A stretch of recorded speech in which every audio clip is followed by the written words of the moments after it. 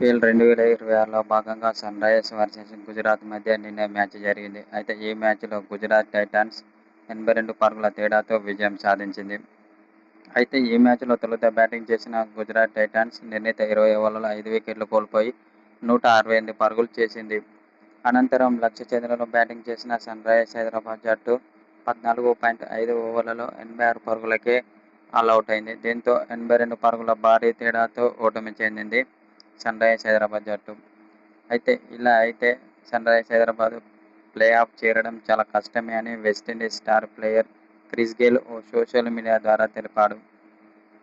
నిన్న జరిగిన మ్యాచ్లో సన్‌రైజర్స్ హైదరాబాద్ ఓడిపోవడానికి ముఖ్య కారణం బ్యాటింగ్ వైఫల్యమని అన్నాడు.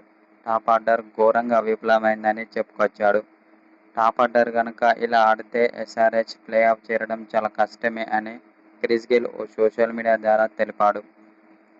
అయితే ఇప్పటి వరకు సన్‌రైజర్స్ హైదరాబాద్ బలంగా ఉన్నా బ్యాటింగ్లో మాత్రం తడబడుతుందని క్రిస్ గేల్ చెప్పుకొచ్చాడు.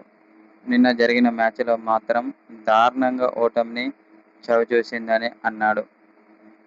Abhishek Sharma, Travis head, Klaasen వీళ్లు గనుక ఫామ్లోకి రాకపోతే మాత్రం మిగిలిన 2 మ్యాచ్ల్లో సన్‌రైజర్స్ హైదరాబాద్ ఓడిపోవడం ఖాయమని కొందరు మాజీ క్రికెటర్లు అంటున్నారు.